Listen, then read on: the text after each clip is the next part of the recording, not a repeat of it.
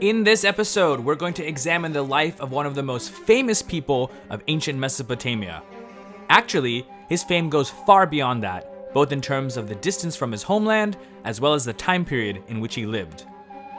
His name in the Akkadian language was Shurukin, which means legitimate king. Stories of his greatness were told for centuries, not only in the lands of Mesopotamia, which he conquered, but well beyond, in Anatolia, where Hittite kings and princes would study his battle tactics, and in Egypt, where scribes would study the unique system of administration that he developed. He was the closest thing to being a god in those days, and many people actually believed that he was one. He truly was an extraordinary persona. After all, we're still talking about him right now in our own day and age. The man I'm talking about, of course, is Sargon of Akkad, also known as Sargon the Great. In this program, we're going to discuss how one from purportedly such humble beginnings rose to become the greatest, most powerful person of his time. However, before we get into that, we need to first examine Sargon's early life in the land that today we call Iraq. In those days, at least locally, it was called Sumer.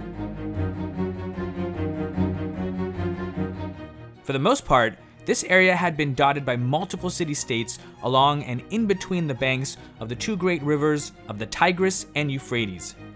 Since about 3000 BCE, these city-states were for the most part independent of each other, though they often fought for land, resources, and profitable trade routes. Every once in a while, certain cities would get the upper hand and influence or outright conquer their neighbors, but these would often be fleeting victories. Finally, around the year 2340 BCE, the king of Umma, Ur-Zababa, conquered pretty much all of Sumer, and at least claims to have conquered many lands far beyond. His empire was short-lived, because another, perhaps more capable ruler would arise to replace him. It's also around this time that our story of Sargon begins. His early life is still a bit of a mystery, and actually the sources we have may be more fiction than fact. Of the few documents that we do have, none of them are from his time, but were written down centuries later by Babylonian scribes, and they really just give what we'd call a mythical account of his birth. One of the more complete copies that have been found is in Akkadian and was supposedly written by Sargon himself. It was actually dug up in the library of the Assyrian king Ashurbanipal, and it goes like this. I quote, "Sargon, the strong king, the king of Akkad am I. My mother was a high priestess. My father I do not know. My paternal king inhabit the mountain region, and my home city is Azupiranu, meaning the saffron city, which lies on the bank of the Euphrates River. My mother, a high priestess, conceived me and bore me in secret.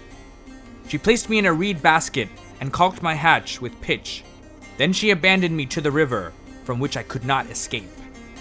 The river carried me along and brought me to Aki, the water drawer." There are other versions and translations of this story, but this one seems to give the most detail. As I mentioned before, it's a copy by Babylonian scribes of what supposedly was the original. Another account of his early life is found in a Sumerian language text. In this story, Sargon, who is the cupbearer for Ur-Zababa, king of the city-state of Kish, has a prophetic dream.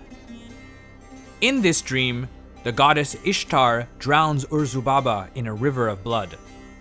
Being the loyal and dutiful servant that he is, Sargon tells this to Ur-Zababa, who is obviously a bit disturbed. Despite Sargon's known loyalty and service, Ur-Zababa interprets the dream as a warning that it's Sargon who will cause his demise. And so, he decides to act first and have his faithful servant killed. It should be noted that the position of cupbearer was actually an honor in ancient Mesopotamia. One who served in such a position was deemed to be a most trusted and esteemed advisor to the king. It turns out that the river of blood over Ur-Zababa was actually the invading army of King Ur-Zababa of Umma, who at the time was on a campaign of conquest throughout Mesopotamia. He'd already taken over the cities of Lagash, Girsu, Uruk, and Ur, pretty much all of the great cities of southern Mesopotamia. Now, he was marching north towards Kish. As you'd expect, Ur-Zababa was terrified of losing his kingdom, as well as his life. And so, he sent Sargon on a mission with a letter to make peace with Lugal-Zaggisi. At least that's what Sargon was told. In reality, Ur-Zababa's letter was an order for Lugal-Zaggisi to kill Sargon upon arrival. However, our hero though was under the divine protection of the goddess Ishtar, who warned him about Ur-Zababa's treachery. Perhaps seeing that Sargon could provide valuable information about Ur-Zababa and Kish, Lugal-Zaggisi instead invited him to join his forces in the fight against Ur-Zababa. Together, they conquered Kish with relative ease. Ur-Zababa, though, escapes, never to be heard from again. We're not told in the story exactly what happened next, but it seems that Sargon and Lugal-Zaggisi had a falling out, which caused the two former allies to become bitter enemies.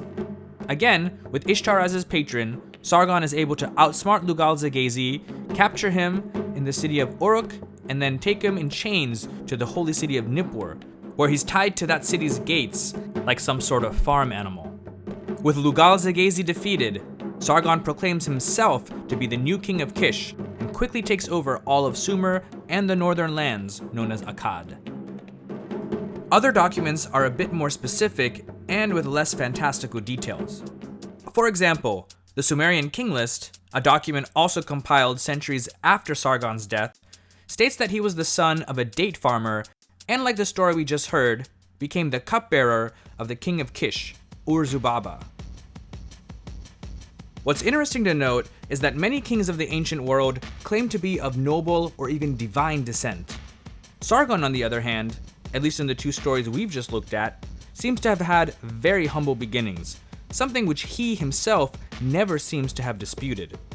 Everything that he did was due to the benevolence of his patron deity, the goddess Ishtar. Other than receiving divine favor, he was simply a man. An extraordinary man, but a man nevertheless. Sargon's life as king and emperor is much better documented with historical facts. Though Ishtar may have allowed Sargon to conquer Lugal-Zaggisi's new empire with relative ease, holding onto it proved to be a much greater challenge. Most of the city-states he claimed to have controlled rose up in rebellion against him. He was able to put down all of them, mostly by using a combination of fear, diplomacy, and probably in most cases, brute force. After consolidating his rule in Sumer, Sargon decided to expand outside of Mesopotamia proper and into all of the known areas of his world. According to his inscriptions, Sargon is said to have conquered or exacted tribute from kingdoms and cities as far as the eastern Mediterranean and the island of Cyprus to the distant lands of Elam. He ventured into the cedar forests of Lebanon, took the cities of Ebla, Mari, and parts of the land that would later be known as Assyria. However, did all of this really happen, or was it just, as some have suggested, merely propaganda to show Sargon's greatness to his subjects? Probably a mix. Few rulers were known to have been totally humble in their inscriptions. However, despite this, from historical documents and inscriptions of others that have been found in many parts of the Middle East, we can conclude with some certainty that Sargon in fact did fight and win many battles, both in and far from Sumer. For example, archaeologists have found the remains of several cities that were destroyed in northern Syria and southern Anatolia around the same time that Sargon claims to have campaigned there. However, it could also have been a coincidence, and like many events from the period, hard to conclusively prove. Regardless of whether he conquered all of these areas or not, Sargon left the lasting impression on his contemporaries and those who would come after him that he did.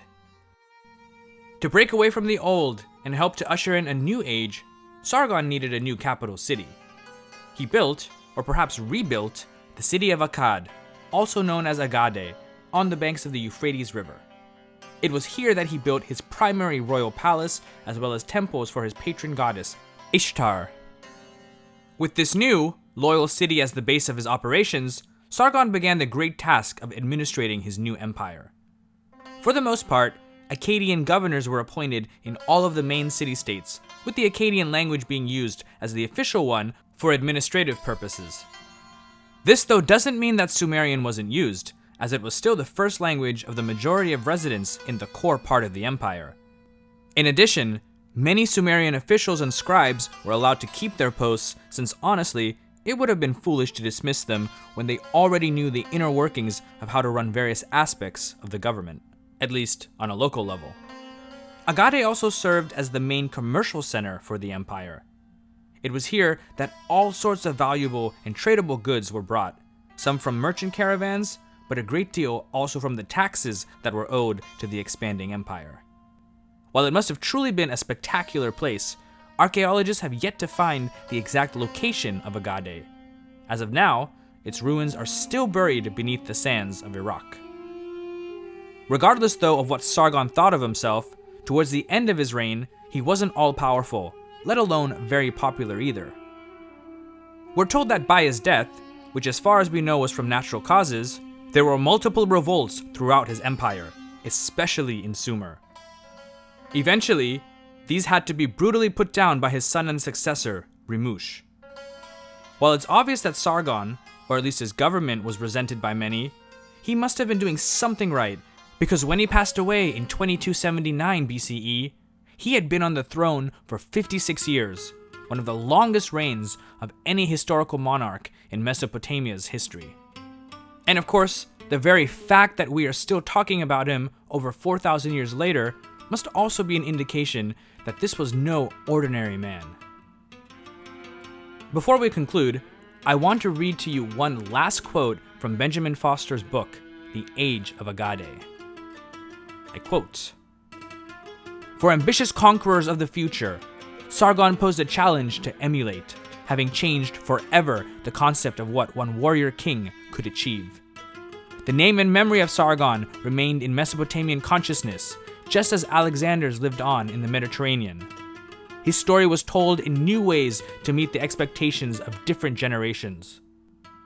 Indeed, for a Mesopotamian historian of Alexander's own time, Sargon stood at the beginning of empirical human history, whereas the kings who lived before him were mythical figures whose exploits were performed in a world in which gods and human beings were characters in the same narratives.